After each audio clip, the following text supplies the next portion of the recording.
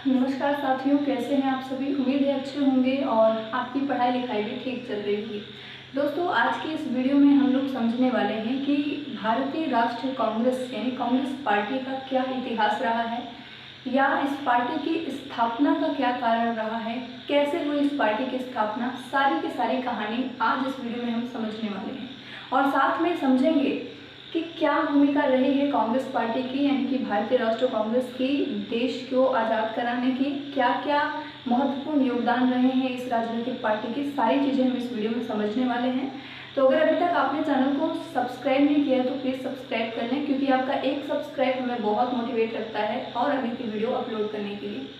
तो देखिए, सबसे पहले स्टार्ट करने से पहले मैं आपको एक चीज़ बताना चाहती हूँ कि इसके पहले मैंने एक वीडियो अपलोड की थी जिसमें मैंने बताया था कि भारत में न सिर्फ एक पार्टी बल्कि जितनी राजनीतिक पार्टियां आज आपको देखने को मिल रही हैं उनकी जड़ें कहां से निकली हुई हैं, यानी कि उनकी स्थापना या उनकी शुरुआत या उनका उदय कैसे हुआ है, कैसे वो भारत में राजनीतिक पार्टियां बनी हैं। यानी कि भारत की सभी राजनीतिक पार्टियों का अपना अपना इतिहास मैंने एक बहुत ही अच्छी वीडियो में दे रखा है। क्या ज़रूरत पड़ी कि हमारे भारत में पॉलिटिकल पार्टीज को शुरू करना पड़ा, ये सारा जो भी काम है उसे शुरू करना पड़ा। तो उसे आप ज़रूर देखें। वीडियो में आपको जो डिस्क्रिप्शन है उसमें मैं लिंक दे दूँगी, आप ज़रूर देखें। उसके बाद मैंने उस वीडियो में जिक्र किया था भारतीय राष्ट्रीय कांग्रेस का, क्योंकि यही वो पहली पार्टी थी जो सबसे पहले राजनीतिक पार्टी या कह सकते हैं दबाव समूह बन करके एक व्यापक रूप से उभरी थी जन आंदोलन के रूप में। ठीक है, तो आज मैंने ये भी कहा था कि एक सेपरेट वीडियो में समझेंगे हर पार्टी को। तो आज सबसे पहले, चूंकि ये सबसे पुरानी पार्टी है तो सबसे पहली पार्टी रही है,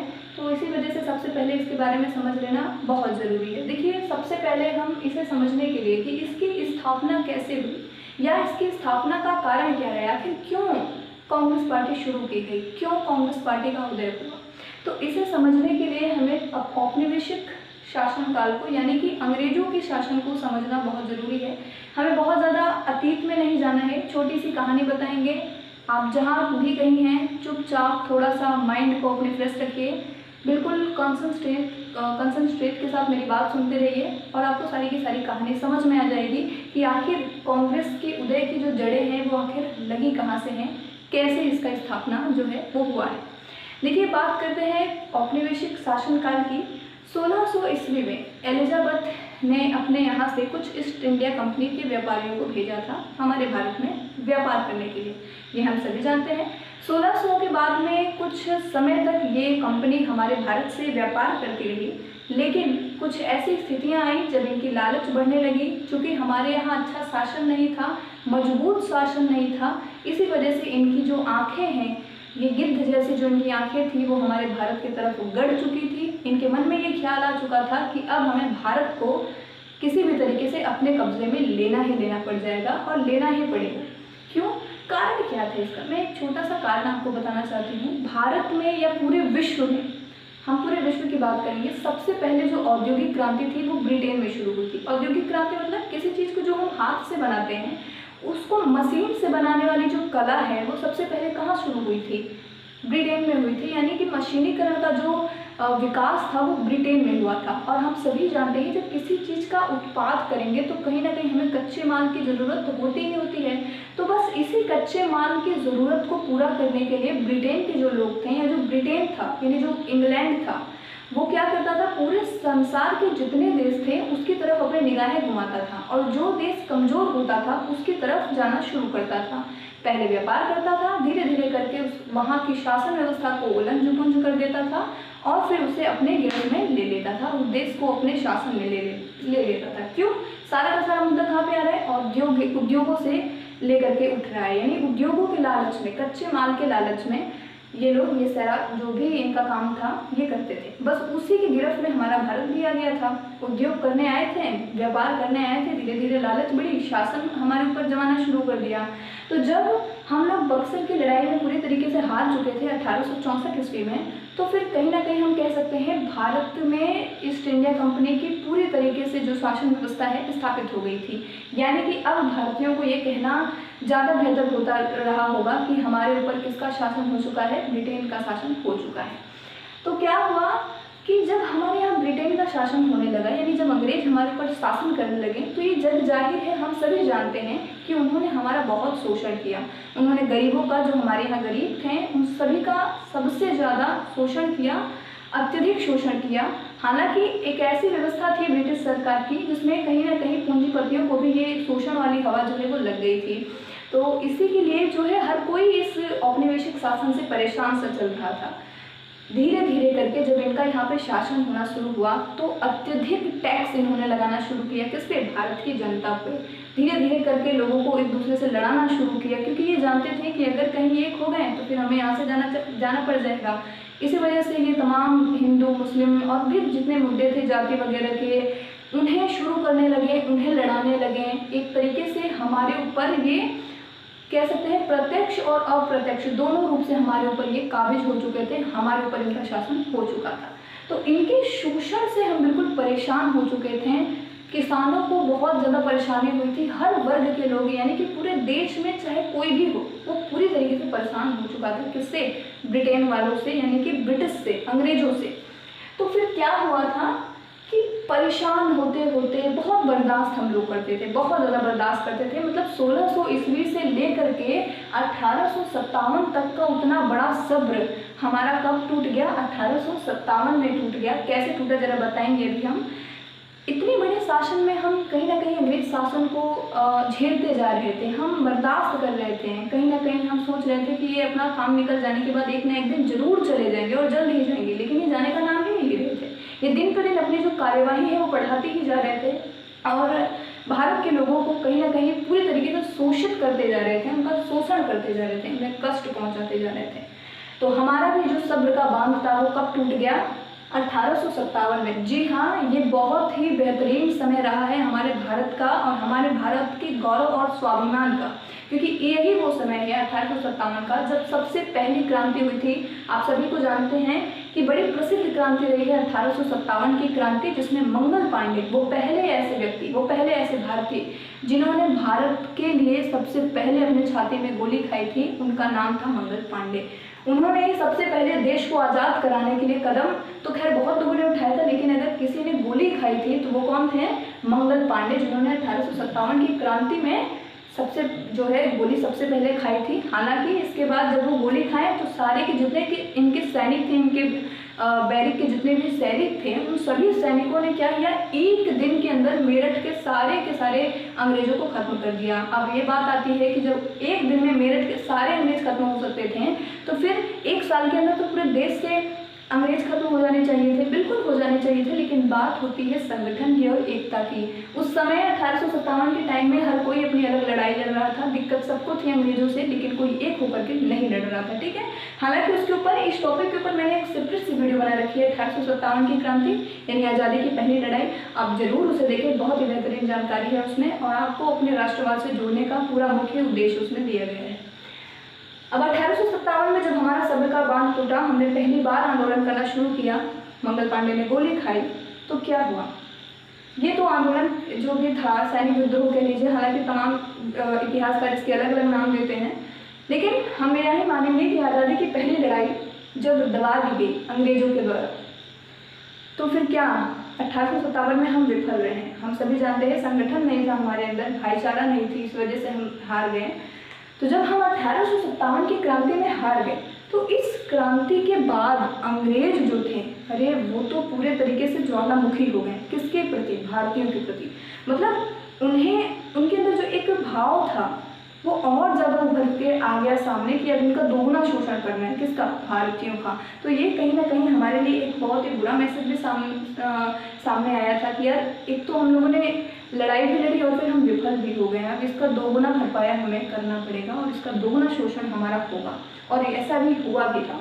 1857 के बाद जब टाइम आता है 1860 से 1870 का, ध्यान रखिए कि वो ऐसा समय है जिसमें भारत के लोगों को पूरा अधिकतर, कमतर नहीं, अधिकतर भारत के लोगों को एकदम मरने जैसी स्थिति को देखना पड़ा था, क्योंकि इसमें इस टाइम में न सिर्फ अंग्रेज बल्कि प्रकृति ने भी हमारे ऊपर जैसे बहुत बड़ा पहाड़ ढा दिया हो। क्या कारण था जरा देखिएगा।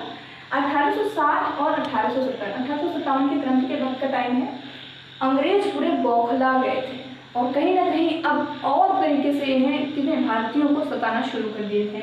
अंग्रेजों ने क्या किया, सूखा, देखिए सबसे पहले प्रकृति किस तरीके से रुष्ट हो गई थी इस टाइम में हम लोगों से। उस समय सूखा बहुत ज़्यादा पड़ा था और इस सूखे में लगभग कृषक यानी 25% कृषक जो है मारे गए थे भारत के। और जो कृषक मारे गए थे भारत के, या जो नहीं भी थे यानी जो बच गए थे, कुल मिला के अंग्रेजी शासन ने ये जो है कर लेना, दोगुना तिगुना कर लेना शुरू कर दिया था। जबकि इससे मतलब आंदोलन के 1857 के पहले कुछ परसेंट ही लेती होगी, लेकिन इतना तो लेती ही थी कि पूरी तरीके से किसान ध्वस्त हो चुका था, उसकी अर्थव्यवस्था गिर चुकी थी।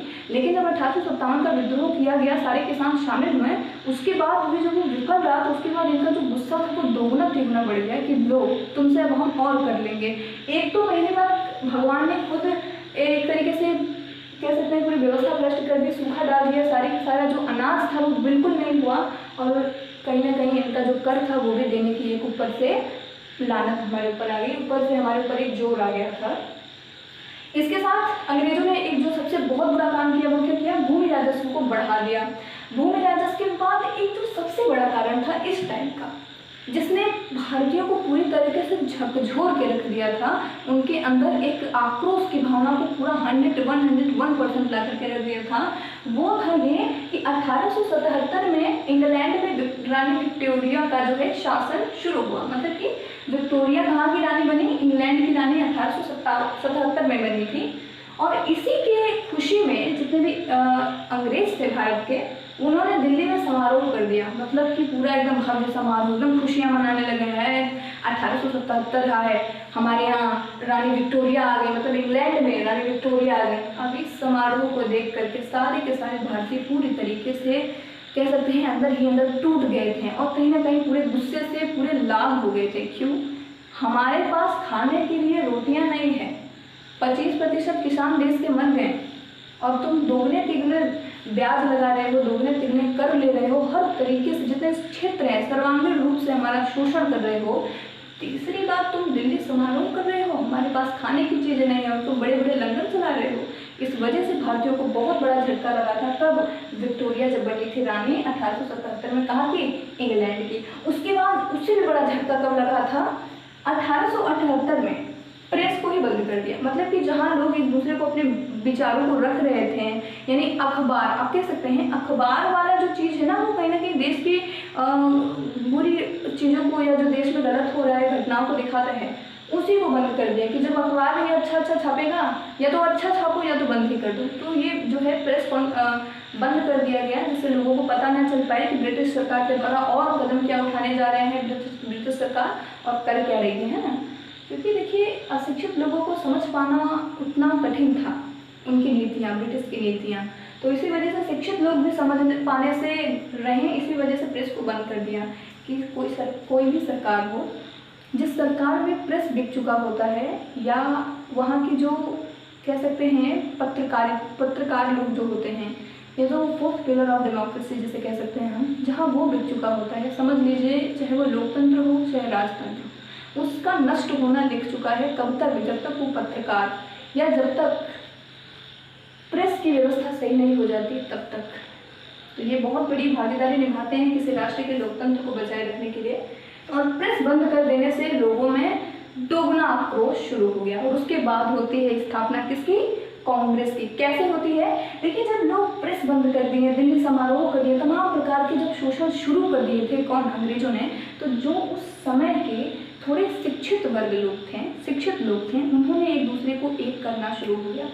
एक होकर के लोग धीरे धीरे करके एक होने लगे। मैंने आपको पहले वीडियो में बताया था, जब लोग धीरे धीरे करके एक होने लगे तो उनका पूरा एक क्या है, पूरा एक समूह बनने लगा और वही समूह कांग्रेस पार्टी के रूप में देखने को मिला। तो हुआ क्या, जब ये सारे के सारे जो शोषण थे वो अंग्रेजों के द्वारा भारतीयों पे किए जा रहे थे, तो भारतीय पूरी तरीके से आक्रोश में डूब चुके थे और कहीं ना कहीं देश के हर कोने से लोग इस भावना में से जुड़ने लगे कि अब कुछ भी हो, साम दाम दंड भेद कोई भी नीति अपनानी हो, लेकिन अब आज़ाद होकर के रहना है, आज नहीं तो कुछ साल बाद ही सही, लेकिन आज़ादी लेकर के रहनी है। तो इसी भाव को लेकर के जो थोड़े शिक्षित वर्ग थे वो क्या हुए, एक होना शुरू हुए और उन शिक्षित वर्गों ने जो अशिक्षित वर्ग थे उन्हें शिक्षित करके या राजनीतिक रूप से शिक्षित करके कि तुम्हारे साथ हो क्या रहा है, ब्रिटिश कर क्या रहे हैं तुम्हारे साथ, ये चीज़ बता बता करके लोगों को एक करना शुरू किया, राष्ट्रवाद की भावना पनपाना शुरू किया।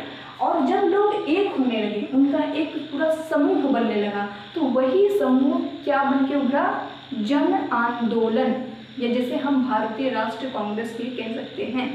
हालांकि जो ये कांग्रेस पार्टी है, ये पहले थोड़ी पार्टी थोड़ी थी, एक दबाव समूह था जो किसके खिलाफ लड़ रहा था, अंग्रेजों के खिलाफ लड़ रहा था। तो इस दबाव समूह यानी भारतीय राष्ट्र कांग्रेस की स्थापना हो जाती है। यानी बहुत स्वाभाविक सी बात है, जब लोग परेशान हुए तो एक एक करके लोग इकट्ठा होने शुरू हुए। हालांकि ऐसे नहीं हो गए इकट्ठा कि यार चलो हम लोग लड़ते हैं, नहीं, बहुत बताना पड़ा, बहुत ही लोगों को, अपने ही लोगों को समझाने में पूरी की पूरी कह सकते हैं हालत खराब हो गई लोगों की, जो थोड़े शिक्षित वर्ग के लोग थे, जो भारतीय राष्ट्रीय कांग्रेस के कुछ मुख्य लोग थे या जो नहीं, वो लोगों को ये चीज़ कहने में थोड़ी दिक्कतें होनी शुरू हो गई थी। अब क्या होता है, कांग्रेस की स्थापना कैसे होती है? देखिए दो तर्क मैं आपको देती हूँ जो इतिहासकारों के बीच में पनपता है। कुछ लोग कहते हैं कि कांग्रेस की स्थापना जो है ए.ओ. ह्यूम के द्वारा की गई थी, और कब की गई थी, 25 दिसंबर 1885 को की गई थी। ठीक है, हालांकि ये बात सही है कि ए.ओ. ह्यूम ने ही कांग्रेस का यानी भारतीय राष्ट्रीय कांग्रेस की स्थापना की थी, ये बिल्कुल सही है।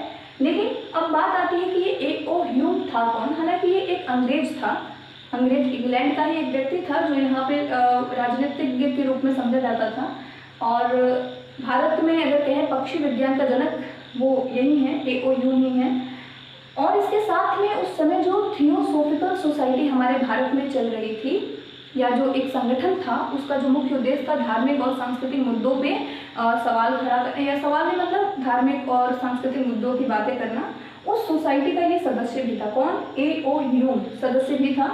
और जब वो सदस्य था तो उसने एक बार क्या किया कि एक 17 सदस्यों के, मतलब कि इस सोसाइटी के 17 सदस्यों के बीच में अपना विचार रखा कि क्यों ना हमें एक कह सकते हैं कि एक पूरा जन आंदोलन करना चाहिए कांग्रेस पार्टी के रूप में, है ना। हालांकि लोग एक तो होना शुरू हो रहे थे, भाई ये तो बात सही है, लेकिन मन में केवल लोगों की एकता का विचार हो रहा था कि हमें कहीं ना कहीं इस राष्ट्र को आज़ाद कराना है। और उस भाव को एक करने की जो काम किया था वो ए.ओ. ह्यूम ने किया था, मतलब उन्होंने ही नहीं किया था पूरा, हालांकि उनका एक विचार था कि लोगों को एक करके राष्ट्रीय रूप से एक किया जाए, और ये जो भी आपके या भारतीयों के ऊपर ये जो भी दबाव पड़ रहा है इंग्लैंड सरकार के द्वारा, उसे कम करने में पूरी सहयोग और समर्थन दिया जाए।